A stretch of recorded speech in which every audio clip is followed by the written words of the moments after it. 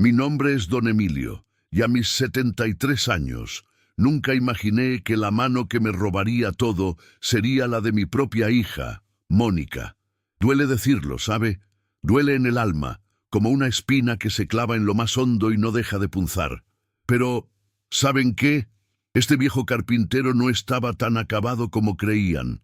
Todavía tenía un par de martillos escondidos bajo el delantal y un cerebro que, a pesar de las canas, seguía funcionando más rápido que el de muchos jóvenes. Esta historia no es para dar lástima, no. Es para que entiendan que hay cosas peores que la pobreza y que la dignidad, es así, no se vende ni se regala.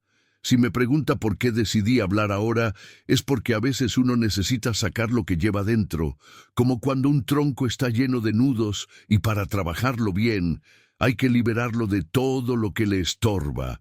Mi vida ha sido como ese tronco, llena de nudos, de marcas, de cicatrices, y las más profundas, las que más duelen, son las que te hacen tus propios hijos. Yo siempre quise lo mejor para ellos, para Mónica, para Javier.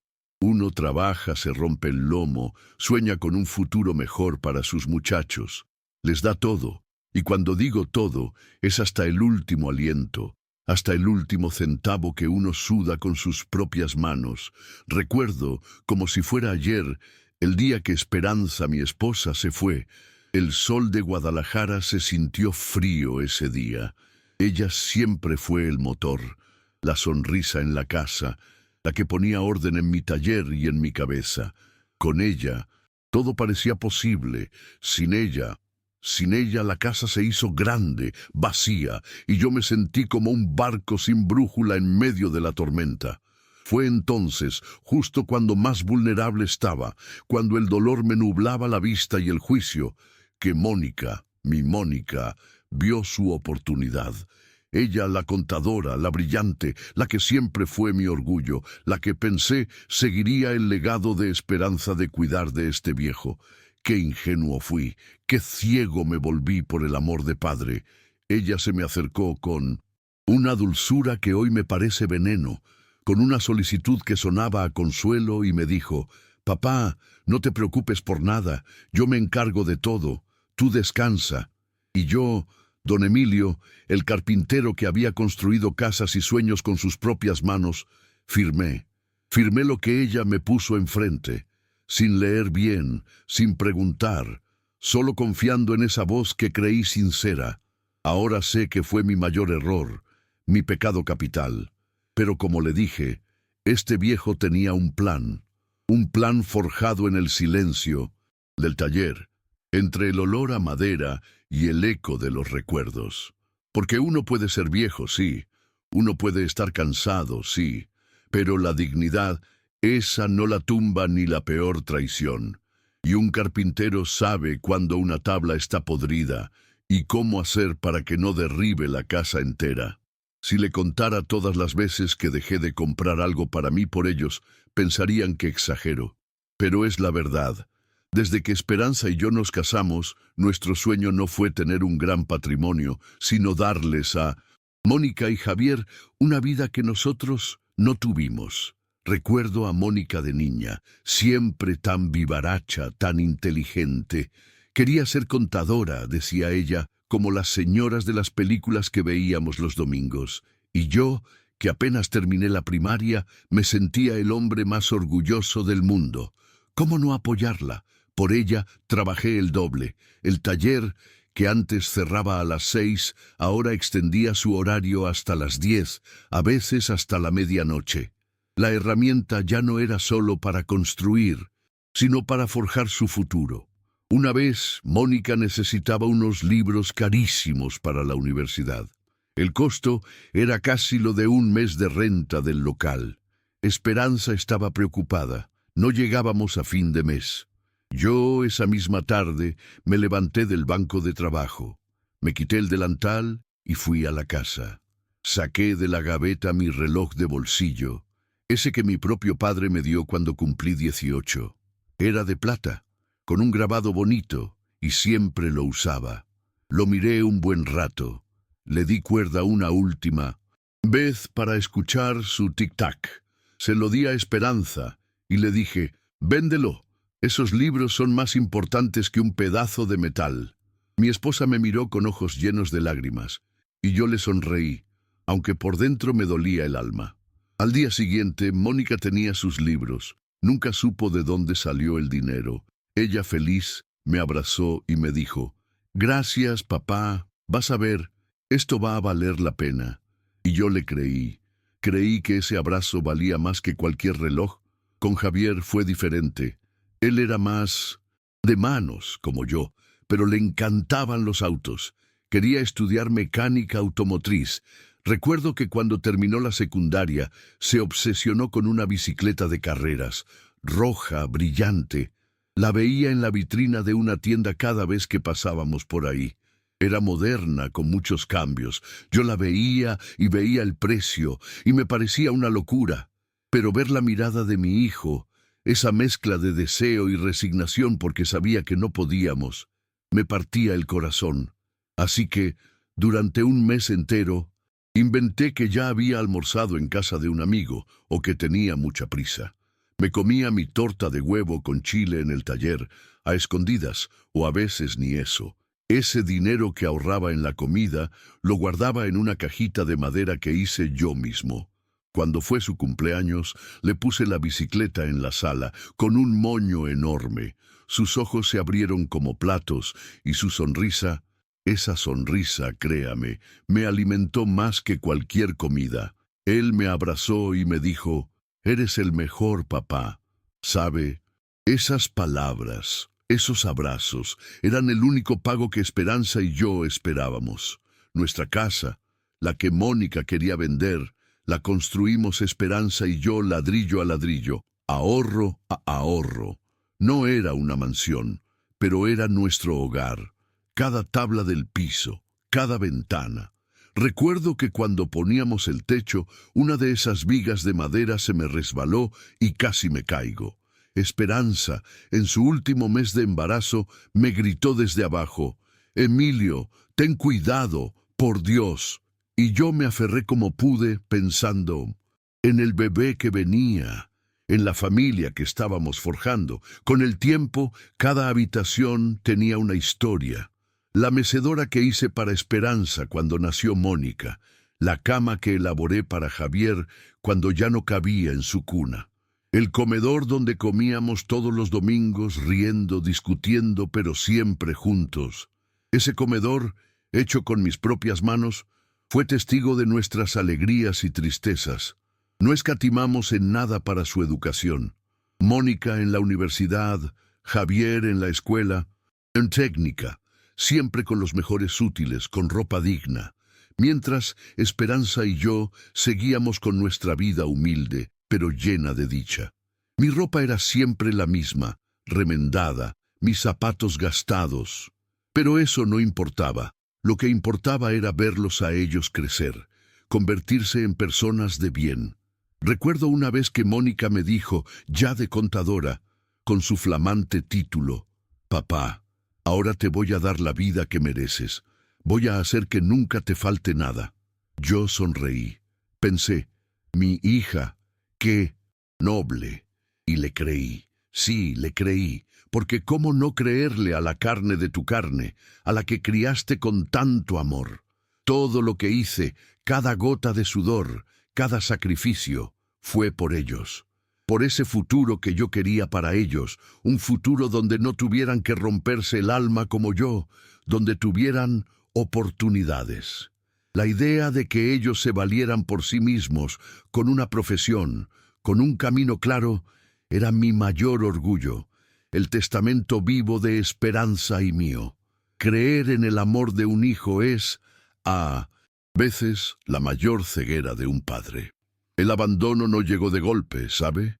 Fue como una carcoma, lenta, silenciosa, que va royendo la madera hasta que un día te das cuenta de que la viga maestra está hueca. Empezó sutilmente después de que Esperanza se fue. La casa se quedó en silencio, y para Mónica y Javier, ese silencio se volvió una excusa, una distancia. Al principio, Mónica venía más seguido, preocupada, o eso pensé. Papá, no te quedes solo. Ven a cenar con nosotros, me decía. Pero poco a poco las visitas se espaciaron. Primero, una vez a la semana, luego cada 15 días. Después era yo el que tenía que llamarlos, casi suplicando por un momento. Un año después de la muerte de Esperanza fue su aniversario. Un día sagrado para mí. Preparé su platillo favorito, puse sus flores. Esperaba que Mónica y Javier vinieran, al menos a recordarla conmigo. Estuve sentado en el comedor, ese que construí con mis manos, desde el mediodía hasta las 7 de la noche. La comida se enfrió. Nadie llegó. A las 8 Mónica me llamó. Ay, papá, lo siento tanto. Se me fue por completo. Tuve una junta larguísima. Mañana te caigo, ¿sí? Y Javier, que siempre ha sido más callado y fácil de manipular por su hermana, solo me mandó un mensaje. Lo siento, pa. Mónica está muy ocupada. Mi corazón se encogió. Era la primera vez que sentía que Esperanza era solo mía ahora, que se la habían olvidado. Ese día comí solo, las lágrimas mezclándose con el mole que a ella tanto le gustaba.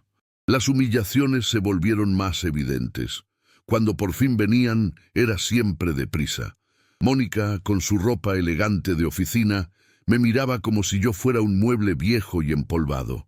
«Papá, ¿ya tomaste tus medicinas?», me decía, no con cariño, sino con un tono que implicaba que yo era un anciano senil que no podía cuidarse solo. Una Navidad, les hice unos muñequitos de madera, tallados con esmero, unos pastorcillos a mi estilo. Se los di con toda la ilusión. Mónica los tomó, los miró y dijo, «Ay, papá, qué bonitos. Pero ya no tenemos dónde poner más cosas. La verdad, mi estilo es más moderno». Y los dejó sobre la mesa, sin más. Javier, al menos, los guardó en una caja, con un «gracias, pa», pero sin el entusiasmo de antes. Sentí que mis manos, las que les habían dado todo, ya no valían nada para ellos. Pero lo peor vino cuando Mónica empezó con el cuento del cuidado. «Papá, ya estás grande. Esta casa es muy grande para ti solo. Necesitas un lugar donde te cuiden, donde tengas todo a la mano». Me hablaba de asilos, de residencias para adultos mayores. Yo le decía, «Pero si yo puedo con mi casa, Mónica, tengo mis fuerzas, mi taller, ¿qué voy a hacer yo encerrado?». Ella me miraba con esa cara de «pobrecito viejo loco» y me respondía, «Es por tu bien, papá, para que no te pase nada». Y yo notaba cómo Javier, al principio dudoso, empezaba a sentir, convencido por las palabras de su hermana. Ahí fue cuando empezó con los papeles. «Papá, para que no tengas que preocuparte por las cuentas, por los impuestos, por nada. Yo soy contadora, yo sé de esto. Solo firma aquí y yo lo administro todo. Es una autorización para que yo pueda mover tu dinero, para que estés seguro». Ella siempre fue la inteligente, la que sabía de números. Yo, un carpintero. ¿Qué iba a saber yo de esos papeles? Confié como un idiota. Firmé una y otra vez, sin leer, con el corazón roto por la ausencia de Esperanza, buscando en ella un consuelo que nunca llegó. Me decía que el dinero lo ponía en inversiones seguras, que no me preocupara, y yo le creía. Un día fui al banco a sacar un poco de dinero para unas herramientas. La cajera me dijo, «Disculpe, don Emilio, pero su cuenta tiene un saldo mínimo. No puede retirar esa cantidad». Me quedé helado. «¿Cómo? Si yo tengo mis ahorros de toda la vida ahí». Ella, apenada, me explicó. Su hija, la señorita Mónica, tiene acceso total a sus cuentas y ha hecho varios movimientos. Parece que ha transferido la mayoría de los fondos. Mi mundo se vino abajo. Fue como si me hubieran pegado un martillazo en el pecho. Me tambaleé, sentí que las fuerzas me abandonaban. Mónica me había vaciado mis ahorros, los de Esperanza, el fruto de 50 años de trabajo honesto. Cuando la confronté, ella se puso a la defensiva. «Papá, es por tu bien, lo estoy invirtiendo, no entiendes nada, es para que no te lo roben a ti». Y con su manipulación, convenció a Javier de que yo estaba perdiendo la cabeza, que era por mi seguridad. Javier me miró con lástima, no con enojo hacia su hermana. Ese día sentí que no solo me habían robado el dinero, sino también la confianza, la dignidad, el respeto de mis propios hijos. Me sentí solo, más solo que nunca. Pero algo dentro de mí, un fuego antiguo, empezó a encenderse. Me habían quitado todo, pero no me iban a quitar las agallas. Mi secreto no era de oro ni de tierras. Era algo mucho más valioso, algo que Mónica, con todas sus cifras y sus cuentas, nunca podría entender. Mi secreto era el respeto. ¿Sabe? Durante 50 años, en mi taller, no solo corté madera y uní piezas, construí algo más importante: confianza. A cada cliente le entregaba no solo un mueble, sino un pedazo de mi alma, un compromiso de honestidad y calidad que iba más allá del dinero. Y esa era la moneda que realmente atesoraba. Nunca le conté esto a nadie, ni siquiera a Esperanza, para que no se preocupara por cosas que no entendía bien. Pero sobre todo, no se lo conté a mis hijos. Quería que ellos aprendieran a valerse por sí mismos, a construir su propio camino con el sudor de su frente, como yo lo hice. No quería que esperaran heredar una fortuna, porque la verdadera herencia, la que yo intenté darles, era el valor del trabajo, de la palabra cumplida. Temía que si supieran que yo tenía contactos, se volvieran oportunistas, que usaran mi nombre para trepar, en lugar de esforzarse. ¡Qué ironía! Al final, fue la falta de valores la que los hizo caer, no la falta de dinero. Uno de mis clientes más antiguos y leales era el licenciado Fernando Castillo, un hombre de leyes, de esos que imponen respeto con solo mirarlos. Su familia, desde su abuelo, siempre fue cliente de mi taller. Les hice muebles para su casa, para su oficina. Recuerdo cuando el abuelo de Fernando, el viejo don Ricardo, me encargó una biblioteca entera, de esas que van del piso al techo. Era un trabajo enorme, llevaba meses. En medio de eso, su hija, la mamá de Fernando, se enfermó gravemente. La familia estaba desolada. Don Ricardo me llamó y me dijo: «Emilio, no importa la biblioteca, atenderé a mi hija». Yo le respondí: «Don Ricardo, no se preocupe ni un ápice por la biblioteca. Concéntrese en su familia. Yo me encargo de todo, y si necesita algo, lo que sea, no dude en llamarme». Y así fue. No solo terminé la biblioteca a tiempo, sino que le agregué unos detalles extra, unos grabados que sé que le gustaban, sin cobrarle un peso adicional. Le llevé comida a la casa, le ayudé con unos mandados. Él, cuando su hija se recuperó, vino a mi taller con los ojos aguados. Me dijo: «Emilio, usted no es solo un carpintero, usted es un hombre de palabra, un amigo. Lo que hizo por mí jamás lo olvidaré». Y de ahí nació una lealtad que se extendió a Fernando. Con el licenciado Fernando, la relación se profundizó. Yo le hice el escritorio de su primer despacho, uno de roble macizo, que duró más que mi propio matrimonio.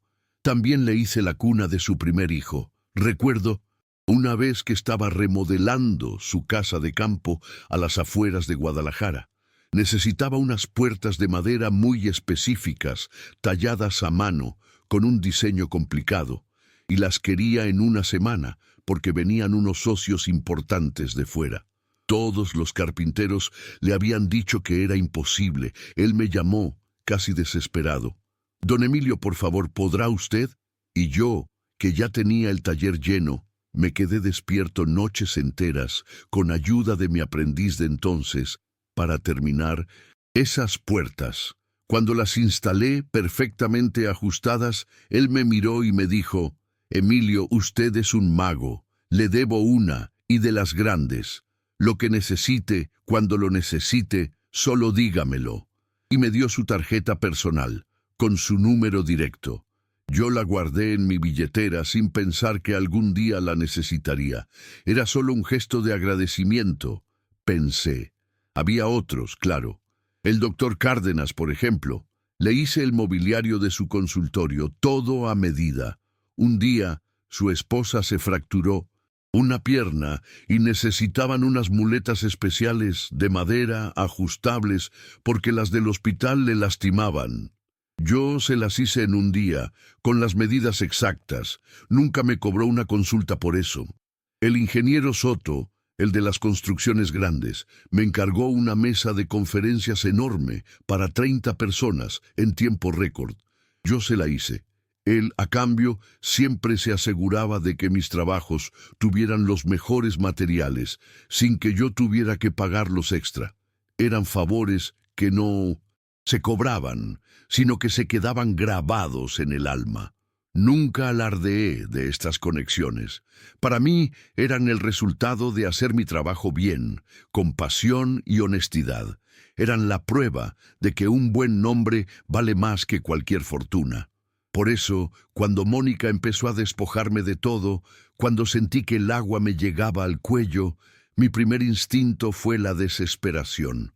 Pero luego, cuando me senté en el taller, en mi banco de trabajo, con el olor a cedro y pino, como si mis viejas herramientas me hablaran, recordé esas miradas, esas palabras, esos "le debo una que nunca cobré", y pensé, quizás es momento de cobrar.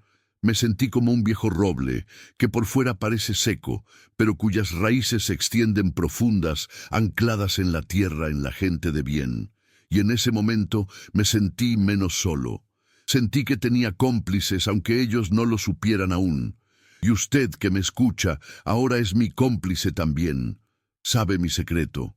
El secreto del viejo carpintero que, sin quererlo, construyó un ejército de lealtad. El día que Mónica me dijo que ya tenía el asilo, sentí un escalofrío que me recorrió la espalda. No era una sugerencia, no era una opción, era una sentencia. Papá, ya reservé tu lugar.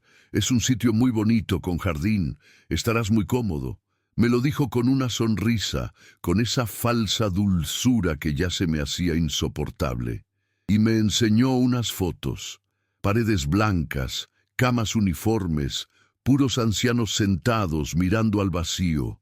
Una cárcel con jardín. Eso era. Ese fue el punto de quiebre. En ese momento, en la cocina de mi casa, la que había construido con mis propias manos, mirándola a ella, mi hija, entendí que no había vuelta atrás. Ya no era cuestión de dinero, era cuestión de dignidad, de respeto a mi vida entera, a la memoria de esperanza. Esa misma noche no pude dormir. Me levanté y fui a mi taller. Me senté en el banco de trabajo, agarré mi garlopa, la pasé por un trozo de madera, sintiendo el grano, el olor, y ahí, en el silencio, empecé a armar mi propio plan. Recordé la tarjeta del licenciado Fernando Castillo. Estaba arrugada, descolorida, pero la letra seguía siendo clara. Era el momento. Al día siguiente, con el corazón en un puño, marqué el número. Me contestó él mismo.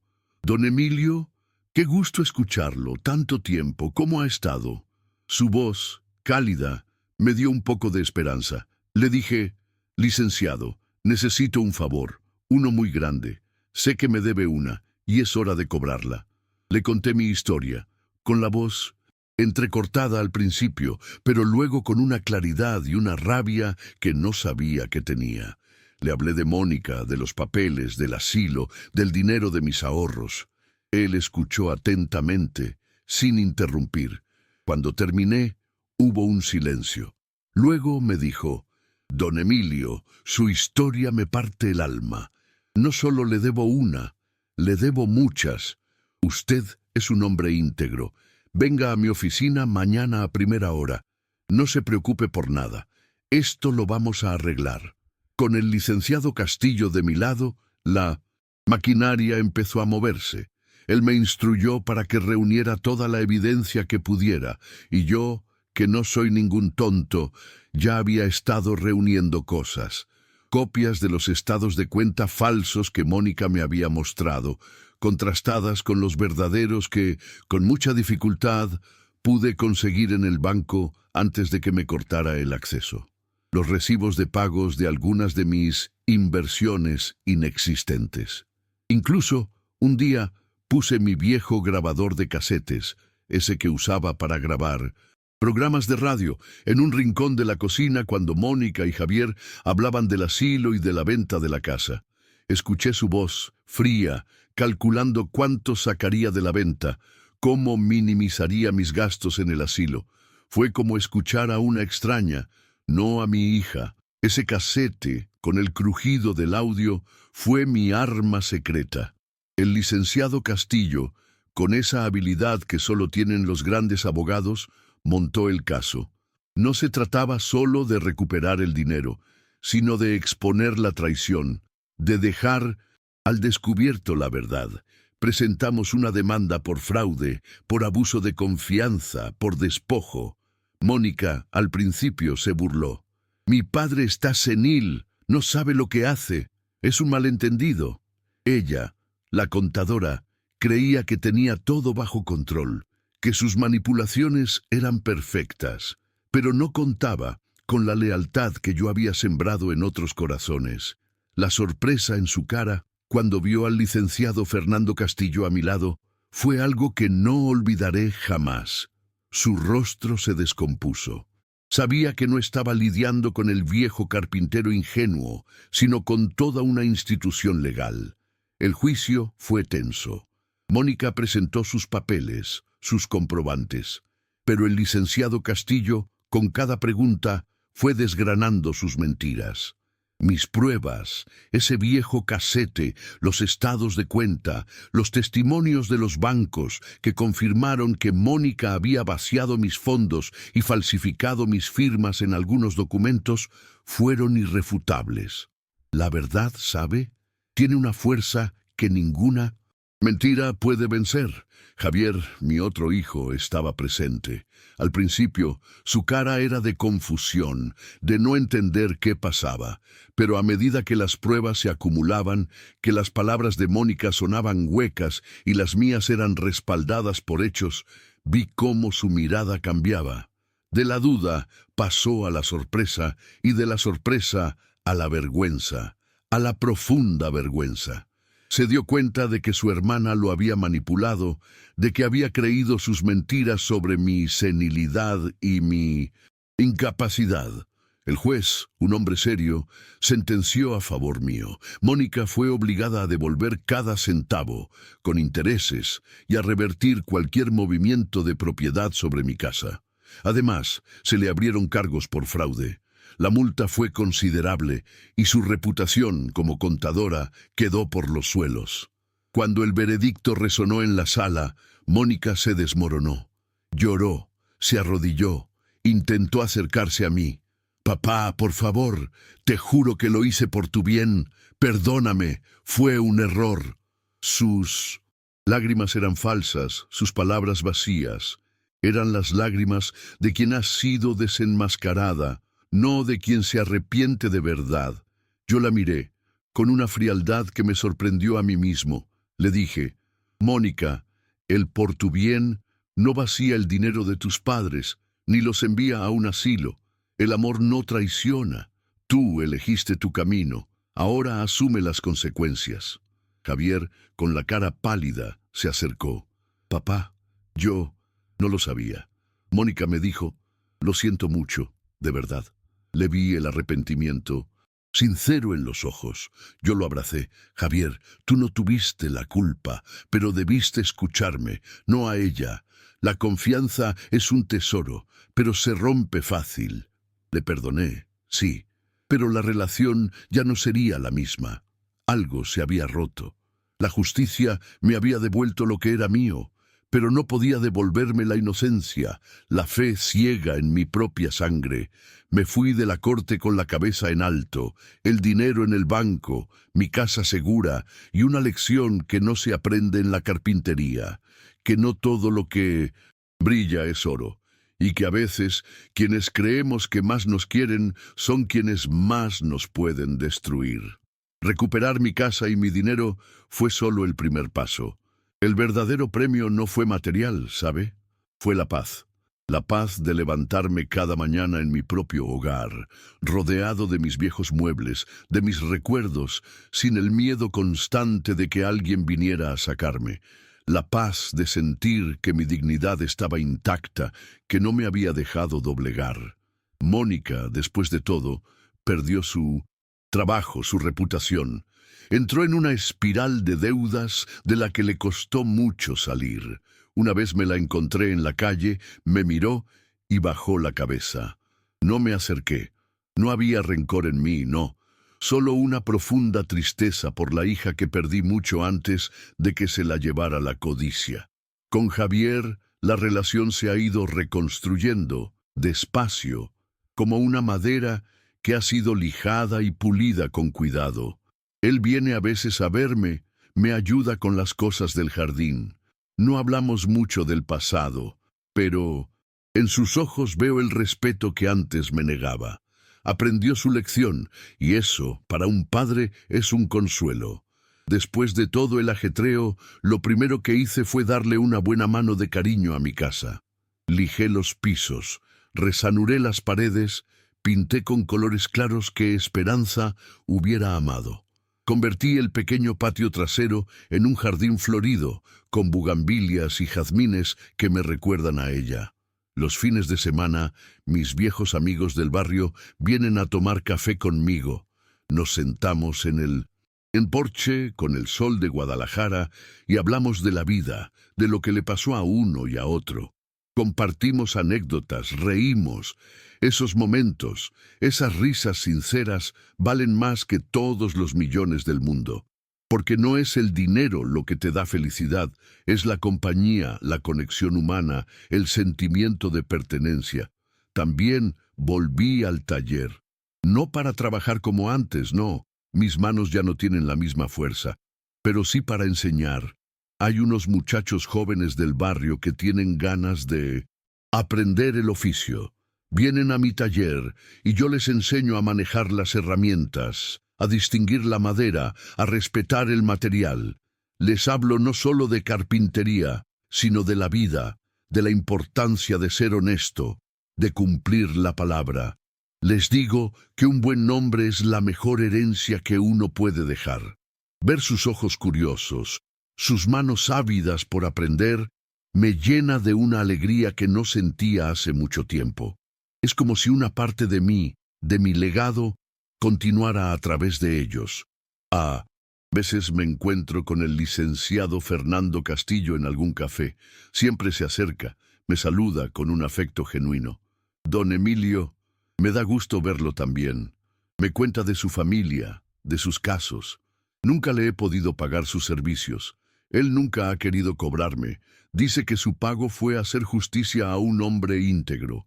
Y eso me hace creer que, a pesar de todo, todavía hay bondad en el mundo, que la lealtad y el respeto no son solo palabras vacías. He aprendido que la verdadera riqueza no está en lo que acumulas, sino en lo que eres, que la dignidad no tiene precio y que recuperarla, después de que intentan arrebatártela, es la mayor victoria de todas. Miro hacia atrás y veo los sacrificios, las lágrimas, la traición, pero también veo la fortaleza que encontré en mí mismo, la mano amiga que se extendió cuando más lo necesitaba. Y sobre todo veo la paz que ahora tengo, esa paz que no tiene nada que ver con el dinero, sino con la conciencia tranquila y el corazón en su sitio. Me estoy haciendo viejo, sí, pero ahora cada arruga en mi cara es una historia y cada cana una batalla ganada. Y la más grande fue la de entender que el amor verdadero no cobra, no manipula, no traiciona. El amor verdadero simplemente es. Y usted que me ha escuchado, que ha compartido este momento conmigo, dígame qué harías tú en mi lugar. Y por favor, cuéntame también desde qué ciudad me estás escuchando. Tu opinión para este viejo carpintero es un tesoro.